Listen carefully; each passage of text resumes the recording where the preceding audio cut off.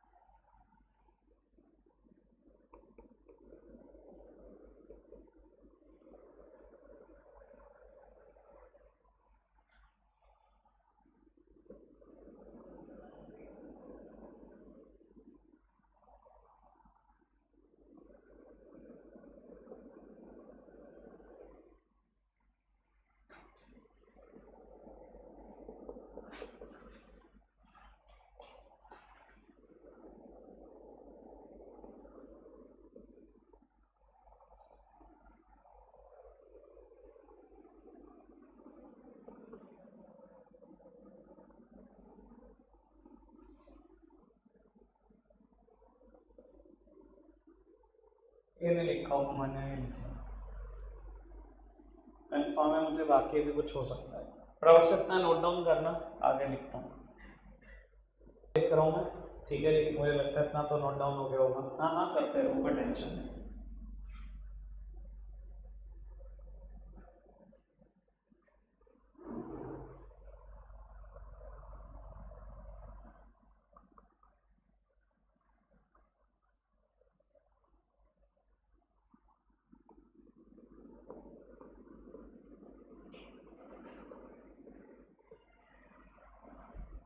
लो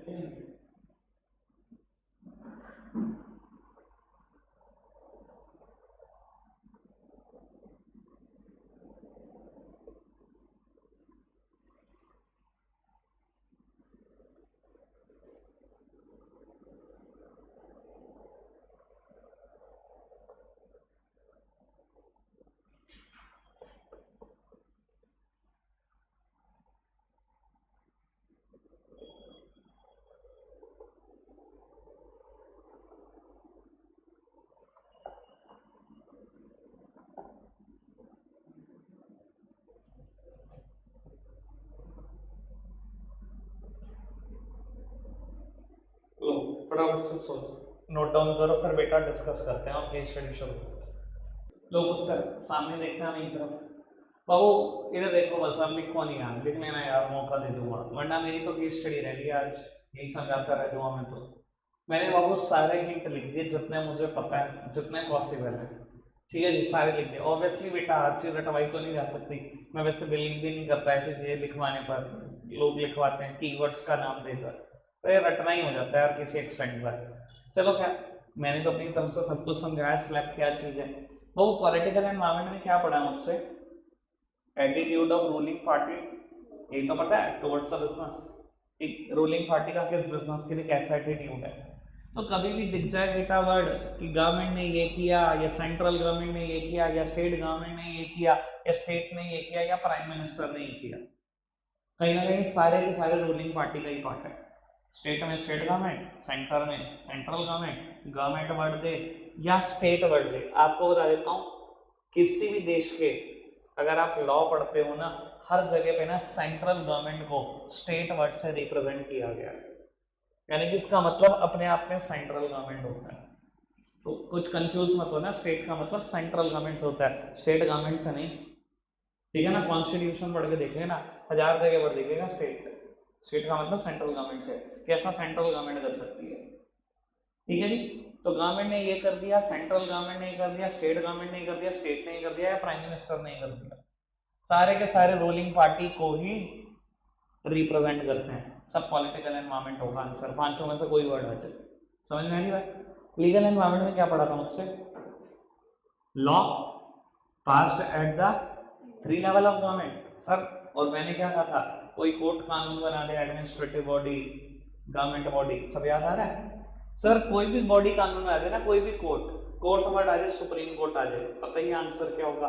कोई भी कानून बना दे ना, इंडिया में कानून कौन बनाता है पता ही आपको, पार्लियामेंट या बेटा कैबिनेट।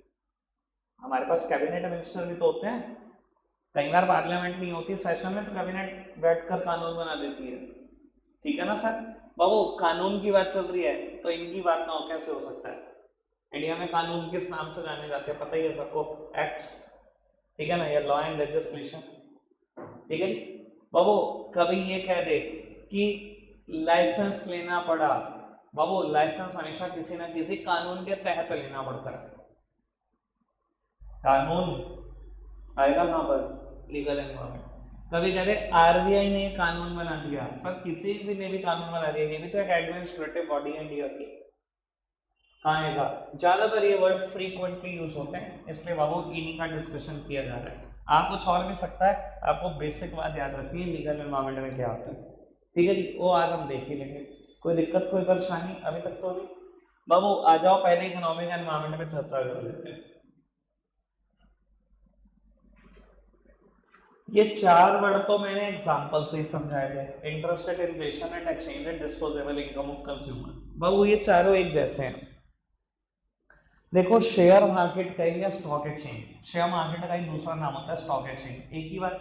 बाबू इंडिया में 2 बड़ी फेमस स्टॉक एक्सचेंज है, 11th क्लास में बोलता था, BSc and NSC, Bombay stock exchange और नेशनल स्टॉक एक्सचेंज, नाम याद रहेंगे, ठीक है ना। शेयर मार्केट का, स्टॉक एक्सचेंज का, बीएससी एनएससी का।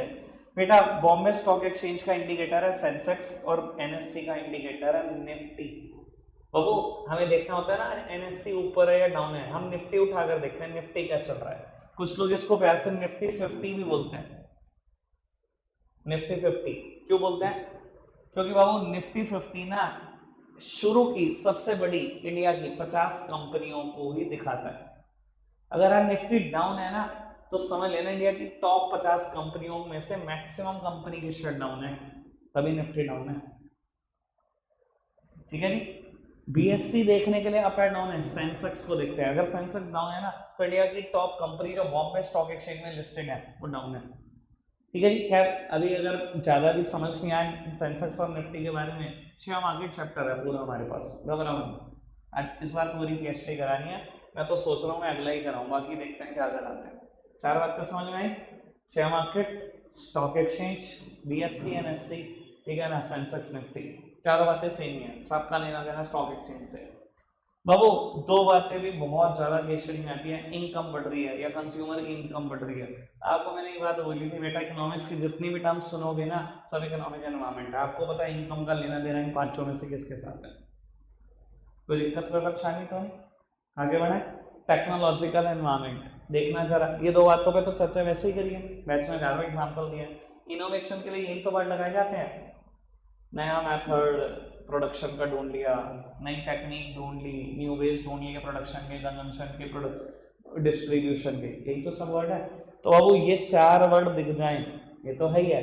कई बार ये कहता है कंज्यूमर ने ना अपनी, पहले तो अपनी दुकान पे प्रोडक्ट बेचता था, अब अपनी वेबसाइट बनवा दिया प्रोडक्ट बेचने के लिए। तो बाबू न्यू मेथड ढूंढ लिया ना अपने प्रोडक्ट को डिस्ट्रीब्यूट करने का, क्या ये भी इनोवेशन है? या कई बार ये कहता है वेबसाइट नहीं बनवाई, ऑनलाइन लिंक एस्टैब्लिश करा दिया है, तो सब नया मेथड ही क्या प्रोडक्ट बेचने का। ठीक है जी। 6 हिंट, कोई दिक्कत कोई परेशानी तो नहीं, धीरे धीरे याद हो जाएंगे, टेंशन नहीं है, रटना नहीं है, इसको हाथ रख के खुद याद हो जाएंगे। ठीक है जी। आओ बाबू सोशल एनवायरमेंट, बेटा कभी बात करें कस्टम ट्रेडिशन की, ये तो मैं बैच में कर चुका हूँ। कभी बात करें ना इतने परसेंट हाउस होल्ड ये चाहते हैं, इतने परसेंट कंज्यूमर ये चाहते हैं, इतने परसेंट स्टूडेंट ये चाहते हैं, सर ये तो ऑटोमेटिकली ट्रेंड है। अगर आप बोल रहे हो ना इतने परसेंट, मैं कहूँ 90% हाउस होल्ड हेल्थ कॉन्शियस हो चुके हैं, ये तो अपने आप में ट्रेंड है। 90% एक तरफ बैठे हुए हैं, या 70% स्टूडेंट फिजिकल क्लासरूम चाहते हैं, ऑनलाइन क्लासेस नहीं चाहते, तो अपने आप में ट्रेंड है कि 70 से 75% स्टूडेंट ही चाहते हैं। समझ में आ रहा है? अगर कभी भी कह देना इतने परसेंट, बस समझ जाना हिंट कहाँ जा रहा होगा, ट्रेंड की तरफ जा रहा होगा। कोई दिक्कत कोई परेशानी तो नहीं? या अगेन ये तीनों बातें लगभग एक जैसी। बाबू कस्टमर का टेस्ट एंड प्रेफरेंसेस इस चीज के लिए बदल रहा है, या कस्टमर की हैबिट ये हो रही है, या कंजम्पशन हैबिट ये हो चुकी है, या कंज्यूमर अपनी क्वालिटी ऑफ लाइफ को लेकर बड़ा कॉन्शियस हो चुका है। सर ये सब के सब तो ट्रेंड्स हैं, कोई दिक्कत कोई परेशानी तो नहीं? ये एग्जांपल मैंने बैच में भी दिया था, वुमेन्स पार्टिसिपेशन, याद है मैंने बात करी थी कि नंबर ऑफ वर्किंग वुमेन बढ़ती जा रही है, अगेन एक ट्रेंड शो कर रहा है। ठीक है जी। कभी भी कोई डेमोग्राफिक फैक्टर दे या हेल्थ का फैक्टर दे, हमेशा समझ आना सोशल एनवायरमेंट है। डेमोग्राफिक फैक्टर क्या है? इतने परसेंट डेथ रेट है इंडिया में, इतने परसेंट बर्थ रेट है, लिटरेसी रेट इतने परसेंट है, एवरेज लाइफ एक्सपेक्टेंसी इतनी है, ये सब डेमोग्राफिक फैक्टर कहलाते हैं। क्योंकि कंज्यूमर से जुड़े हुए, सोसाइटी से जुड़े हुए, सोशल एनवायरमेंट का ही पार्ट होते हैं। क्लियर है बात? रटना एक चीज नहीं है, केस स्टडी करेंगे आइडेंटिफाई, अपने आप आपको खुद ब खुद याद हो जाएगा। ठीक है जी। हैं पंचायत, हाँ ठीक है। आओ जी बढ़ाएं बात को आगे, चलो केस स्टडी शुरू करते हैं। सब सामने देखना बेटा, मेरी तरफ मैक्सिमम पार्टिसिपेट करना। लोग उत्तर बाबू ये पहली केस स्टडी है, पहले रिक्वायरमेंट पढ़ेंगे, पढ़ने का तरीका मैं लास्ट 3-4 लेक्चर पहले भी सिखा चुका हूँ। Identify and explain the 2 dimensions of business environment highlighted in above para. Babu 2 dimension बताने हैं बिजनेस एनवायरनमेंट के, टोटल 5 पढ़े हमने। स्लेप बाबू 2 ढूंढने हैं, ढूंढ लो, ढूंढते हैं बाबू। पहली ट्राई मैं आपको देना चाहता हूँ, अभी भी करना जरा ट्राई। कौन कौन सी? सोशल और टेक्नोलॉजिकल। सर मैंने कहा था हिंट रटने की जरूरत नहीं पड़ेगी, ऐसे नहीं कह रहा हूँ, मेरा भी एक्सपीरियंस होगा कुछ। कैसे पता लगा? वैसे तो 2-3 जगह पे हिंट है, और वो कंज्यूमर की बात मोस्टली इशारा करती है सोशल एनवायरनमेंट की तरफ, सोसाइटी की तरफ इशारा करती है। यहाँ पर भी उसने एक हिंट देने की कोशिश करी, यहाँ पर भी, और यहाँ तो बिल्कुल क्लियर कर दिया। कि 90% हाउस होल्ड तो एक ऑल्टरनेटिव ढूंढ रहे हैं बेटा, ट्रेंड ही तो शो कर रहा है।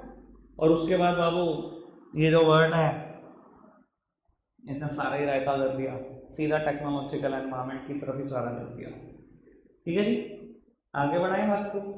चलो फिर देखते हैं बाबू, इकोनॉमिक रिफॉर्म्स आपके कोर्स में नहीं रही, एलपीजी मैंने नोट्स में प्रिंट की हुई है पढ़ाई की, और उसके इम्पैक्ट भी कोर्स में नहीं है, क्या करो पढ़ाकर। तो केस स्टडी का ए पार्ट नहीं हो सकता। कहता है coating the line explain any 2 point of importance of business environment being highlighted in above case. Business environment की इंपॉर्टेंस बतानी है, 6 थी वैसे, और सच मायने में बिजनेस एनवायरनमेंट की इंपॉर्टेंस नहीं है, स्कैनिंग ऑफ बिजनेस एनवायरनमेंट है। चलो ठीक है भैया, मैं क्या करूँ, मैं तो समझा के थक गया, कुछ तो बदलो अपने आप को, नहीं बदलते तो क्या कर सकते। ठीक है, वैसे याद है आपको, नहीं तो देखना याद कराओ जरा, कल सुनी थी वैसे मैंने तो। कितनों को याद है 6 की 6 हेडिंग, कितनों को याद है? एक। तो क्या करने आएंगे आज, मैं करा देता हूँ केस स्टडी। हेडिंग नहीं याद लिखोगे तो हेडिंग है ना रटी हुई, अगर आइडेंटिफाई कर भी लिया, अरे ये दूसरी नंबर वाली हेडिंग है, क्या लिखोगे दूसरी नंबर वाली हेडिंग, पता ही नहीं होगा, नंबर तो वही लिखना ही दे देगा ना।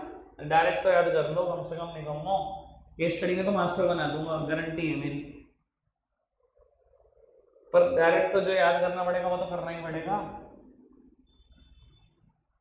और वो पहली हेडिंग और सिक्स हेडिंग सेम थी, it enables the firm to identify opportunity and getting the first mover advantage, उधर इंप्रूवमेंट इन परफॉर्मेंस, लगभग सेम बातें सर। दूसरी और पांचवी सेम थी, it helps the firm to identify threat and early warning signals, it help in assisting in planning and policy formulation, it helps in tapping useful resources, it help in coping with the rapid changes. ये 6 heading पढ़ो, देखते हैं क्या सोच पाते हो आप।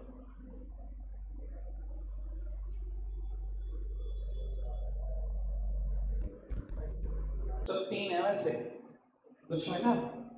चलो खैर चर्चा करते हैं। केस पढ़ा समझ में, हिंदी में समझा दो कि केस क्या है, केस क्या है, केस बताओ, केस तो बताओ, केस पढ़ लिया ना तुमने, केस बताओ।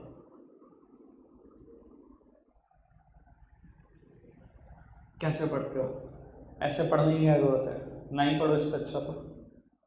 तुम केस ही नहीं बता सकते, केस में पढ़ा के तुमने फिर बात ही क्या करो।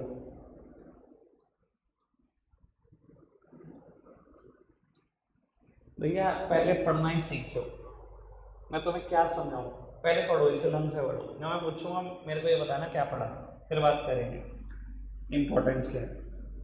ऐसे मैंने तो देखा 4 हैं, इसमें तो 2 ही गई, 4 हैं 4। लो मैं समझाता हूँ।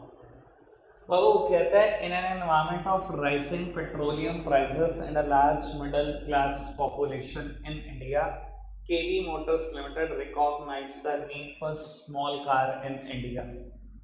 बाबू पेट्रोल के प्राइसेस बढ़ते जा रहे हैं, लोअर मिडिल क्लास को अट्रैक्ट करने के लिए उन्होंने क्या करा बाबू, स्मॉल कार की जरूरत को रिकॉग्नाइज किया, बाद में बनाएगी। It enables the firm to identify opportunities and getting the first mover advantage, leader भी बन गए। ठीक है, आगे बढ़ो। वैसे यहाँ से मैं इंप्रूवमेंट इन परफॉर्मेंस भी कर सकता था। ठीक है जी, आप शुरू से लेकर यहाँ तक अगर बात करो तो 2 बातें बन सकती हैं, लेकिन आप अपॉर्चुनिटी वाली बात लिखो, इंप्रूवमेंट इन परफॉर्मेंस रहने दो ही तो आइडेंटिफाई करना है। यहाँ से लेकर यहाँ तक मुझे जो समझ में आया बाबू, it enables the firm to identify threats and early warning signal. क्यों भैया, आप लीडर बन चुके हो कहता है, लेकिन इंडियन गवर्नमेंट ना फॉरेन इन्वेस्टमेंट को एनकरेज कर रही है, और बहुत सारी एमएनसी जिनके बड़े बड़े नाम है कार मैन्युफैक्चरिंग में, इंडियन मार्केट में आ रही हैं। डर लगेगा नहीं लगेगा केवी मोटर्स को कि कॉम्पिटिटर आ रहे हैं इंडिया में कार ही बनाएंगे? बताओ, नहीं थ्रेट नहीं है ये, किसी भी मार्केट में कॉम्पिटिटर का एंटर करना ही तो सबसे बड़ा थ्रेट होता है। कल बताया तो था, एग्जांपल भी दिया था आपको। थ्रेट समझ में आया? तुम्हें ये भी नहीं समझ में आया पढ़ के, तो क्या पढ़ा था तुमने? मैं तो हिंदी बोल रहा था, मैं हिंदी नहीं बता पा रहे थे। और बाबू अगर इसकी पहली लाइन पढ़ लोगे तो ये प्लानिंग एंड पॉलिसी फॉर्मुलेशन है थ्रेट के खिलाफ, ताकि थ्रेट ना बने। कहता है KV motors further expanded its service network and quality creating an entry barrier for the competitor. KV motor ने क्या किया बाबू, ये थ्रेट ना बनने पाए, कहता सर्विस नेटवर्क बहुत बड़ा कर दिया, पूरे इंडिया में फैल गए। ये समझ लो ये केवी मोटर नहीं, मारुति सुजुकी है।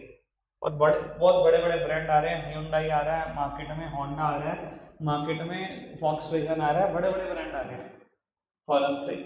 अब उनसे बाबू थ्रेट को थ्रेट थोड़ी करने देना है, क्या करना है, एक्शन लेना है ना उसके खिलाफ, प्लानिंग एंड पॉलिसी फॉर्मुलेशन करना है ना। क्या करा आपने, सर्विस नेटवर्क बढ़ा दिया, हर जिले में हर शहर में सर्विस सेंटर ऑथोराइज डीलर बिठा दिया, बहुत बड़ा नेटवर्क कर दिया, क्वालिटी इतनी इंप्रूव कर दी कि उनको भी एक एंट्री बैरियर नजर आ रहा है कि हम इतनी क्वालिटी कैसे देंगे, हम इतने सारे शहरों में कैसे पहुंचेंगे।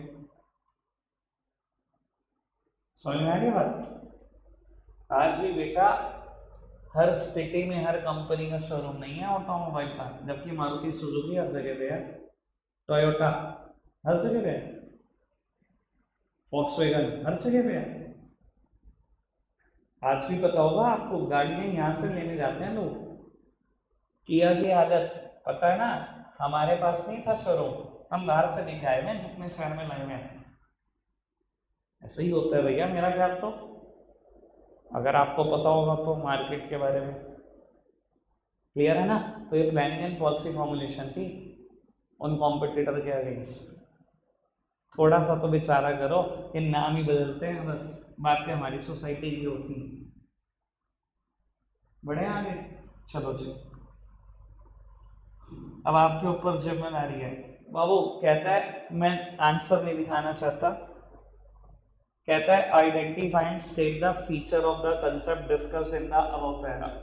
एक कंसेप्ट है उसका फीचर बताना है, ऑब्वियसली कंसेप्ट बिजनेस एनवायरनमेंट होगा, जब चैप्टर यही पढ़ रहे हैं तो उसी के फीचर हैं, क्योंकि मेरे कोर्स में 7 फीचर है, फीचर आप ढूंढना। Also state any 4 point of importance of this concept, कोई भी 4 इंपॉर्टेंस, वो तो लिखे रहेंगे तो डायरेक्ट क्वेश्चन है। फीचर ढूंढ के बता दो क्या है, वैसे 7 है। Totality of external forces, specific and general forces, inter relatedness के साथ साथ जुड़ी हुई बात है कॉम्प्लेक्सिटी, ठीक है ना, डायनामिक नेचर, अनसर्टेनिटी और रिलेटिविटी। पता कुछ नहीं है, मुझे ऐसा लग रहा है, बंद करो बैच और पहले 4 पेज तो फिर देखो क्या पढ़ाना है।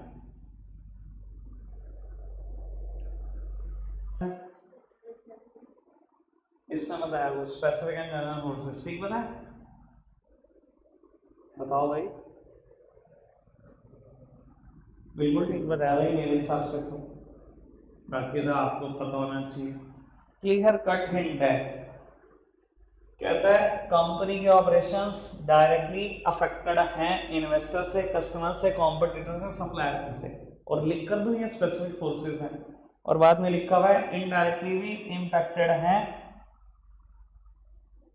टेक्नोलॉजिकल एनवायरनमेंट की बात करी, सोशल एनवायरनमेंट की बात करी, इकोनॉमिक एनवायरनमेंट की बात करी, यानी कि जनरल फोर्सेस, पूरी पूरी तो बात है।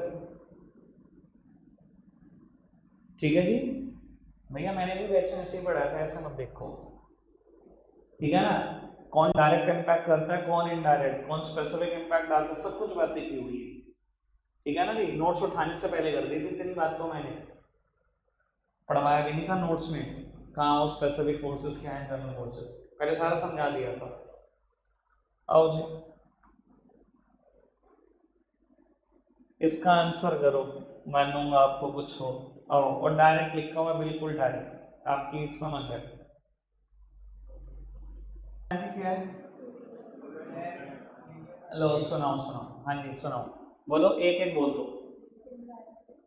एनवायरमेंट क्या है, legal environment, social environment, economic environment और पॉलिटिकल एनवायरमेंट। 2 गलत 2 सही। अच्छा एक बात पता है, केस स्टडी करने के लिए कितनी पेशेंस चाहिए, बड़ी पेशेंस के साथ पढ़ना पड़ता है, और आपको पता है आप में से बिल्कुल भी नहीं है, क्या बिल्कुल नल्ले रहेंगे, तभी मैं कीवर्ड नहीं लिखवाता, नल्ले के नल्ले ही रहोगे। उसने बोला identify and explain the dimensions of business environment discussed above. आपने इतना ही पढ़ा होगा, मेरे को पक्का बताया, पक्का, पेशेंस नहीं है ना। Discussed above which brought about the change. कहता है आपको क्या लगता है कौन से डायमेंशंस थे बिजनेस एनवायरनमेंट के जो डिस्कस हुए हैं ऊपर, जिसकी वजह से ये चेंज आया। चेंज पता है क्या आया कि वुमेन का पार्टिसिपेशन 5% से 13% हो गया। उसने पूछा ये चेंज किसकी वजह से आया, और आपने लिख दिया सोशल एनवायरनमेंट। क्या बोलूं आपको, उसने तो वही पूछा वो चेंज क्यों आया। अरे भैया बहुत पेशेंस चाहिए स्टडी करने के लिए, है नहीं तुम्हारे अंदर, उतार लो, पढ़ना सीख जाओ। मैं बता देता हूँ 2 वजह से चेंज आया। आधों ने निफ्टी 500 देखकर इकोनॉमिक एनवायरनमेंट दे रखा। अरे भाई इसकी वजह से चेंज ही नहीं आया, ऐसा कुछ लिखा ही नहीं हुआ। तुम पढ़ते ही नहीं, तो मैं अंग्रेजी पढ़नी सिखाता हूँ मैं आज। It is heartening that the implementation of compliance requirement of Companies Act 2013 has progressed substantially with Nifty 500 companies। तो वो ऐसा हुआ, कंपनीज एक्ट 2013 जब आया ना, तो उसमें कंप्लायंस रिक्वायरमेंट दी गई, जिसका लेना देना निफ्टी की शुरू की 500 कंपनी के साथ था। वो कंप्लायंस रिक्वायरमेंट बेसिकली क्या थी, वो वुमेन पार्टिसिपेशन पे थी। ठीक है ना, कि वुमेन का पार्टिसिपेशन बढ़ाओगे तो हम मानेंगे कंपनी को वैलिड, वरना कंपनी को वैलिड नहीं मानेंगे और क्या करेंगे, कंपनियां सस्पेंड करनी शुरू कर देंगे। ऐसा लिखा हुआ था। ठीक है जी। और कहता है डेटा ने शो किया कि वुमेन का पार्टिसिपेशन टॉप मैनेजमेंट में भी बढ़ने लगा, 5% से 13% तक पहुंच गया। ठीक है, समझ में बात बाबू, ये तो समझ में आता है कि सारा का सारा चेंज किसकी वजह से हो रहा है, लीगल एनवायरनमेंट की वजह से। अगर ये कंप्लायंस रिक्वायरमेंट ना देते तो शायद वुमेन का पार्टिसिपेशन बढ़ता ही नहीं। समझ में आ रही बात। इसने क्या किया, उसमें इसमें तो कुछ भी नहीं किया। वो तो ये कह रहा है कंप्लायंस रिक्वायरमेंट निफ्टी की 500 कंपनी से लेना देना था, निफ्टी की जो टॉप 500 कंपनियां उनके लिए आई थी कंप्लायंस रिक्वायरमेंट। इस बस तुमने वर्ड देखा इकोनॉमिक एनवायरनमेंट, अंग्रेजी नहीं पढ़ते तुम। समझ में आ रही है बात। ठीक है ना, कंप्लायंस रिक्वायरमेंट की वजह से वुमेन का पार्टिसिपेशन बढ़ा, लीगल एनवायरनमेंट की वजह से। दूसरी बात, क्यों बढ़ा बाबू, गवर्नमेंट ने भी कह दिया ऐसी सारी कंपनियों को हम सपोर्ट करेंगे जिसमें वुमेन पार्टिसिपेशन ज्यादा से ज्यादा होता है। Attitude of government political environment. ठीक है जी, क्वेश्चन पढ़ लिया करो थोड़ा पेशेंस के साथ। ये क्वेश्चन कट है बाबू। ग्लोब एलपीजी से इसका लेना देना है, एलपीजी है नहीं कोर्स का पार्ट, लिबरलाइजेशन एंड ग्लोबलाइजेशन।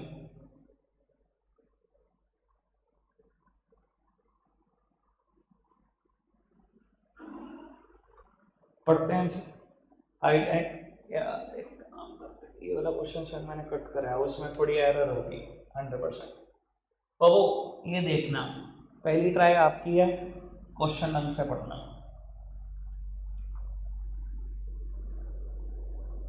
ये तो डायरेक्ट था।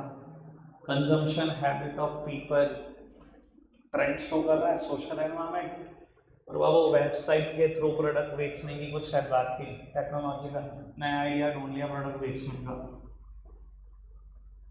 आओ जी,